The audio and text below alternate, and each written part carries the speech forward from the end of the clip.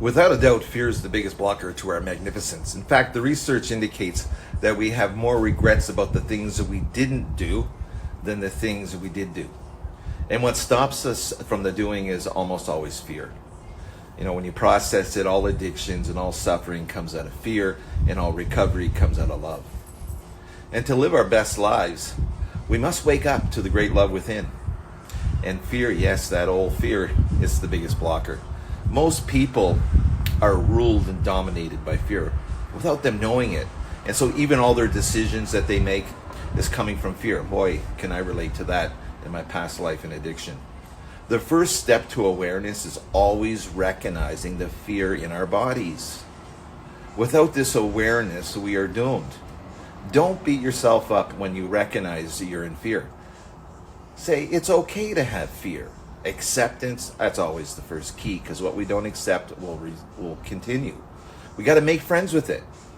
You know, thanks, old buddy, but I don't need you anymore. Compassion and curiosity are always the way to deal with fear. Think of fear kind of like a road sign, and it's pointing us back to love. It says love is back here, but we have to go through the fear to get there. The best acronym that I know for fear is false evidence appearing real. And I say that to myself when I'm feeling fear. False evidence appearing real. Fear is about some future time that doesn't exist, or some past that we think is going to happen again. It's never about the present moment. And so I have this fun little thing I always say to myself when I have some fear, after I recognize and have the awareness. It's, hey, Paul, what time is it? It's now, motherfucker. It's always now. It can't be anything but now. And it's a funny way to pull me back here to the present moment. There are four F's that I call them. The fear of rejection, the fear of the unknown, the fear of judgment, and the fear of failure. We'll start first with the fear of failure.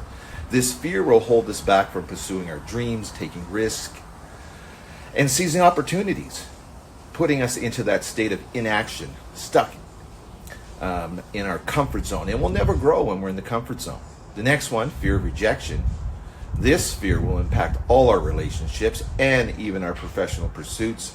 It can prevent us from being authentic, and we'll not like the person we become. And that's all because of fear. And it's a painful place to live. I lived there for 40 years, this fear of rejection. And so I had to become somebody else. I couldn't be myself. The fear of the unknown. Everybody has to deal with the unknown. It's just part of being a human being. And when we don't deal with it, well, we stick to the familiar, even when it might not be our best interest. And of course, we're going to stop growing. Next, we have the fear of judgment. You know, always worried and being fear about what others are going to think and say about us. And it's usually a direct result of the shame within ourselves.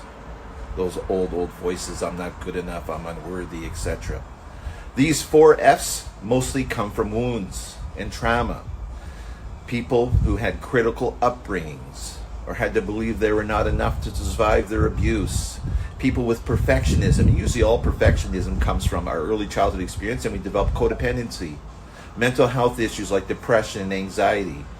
People with big expectations for themselves, in which they learn to have these big expectations because their parents had big expectations on them. So really the first answer to living from love and not fear begins when we make a decision to heal our past at the core, which is usually in our childhood experience. Have a great day, everybody. As you can see, it's gorgeous out here today. I know I will. Ciao.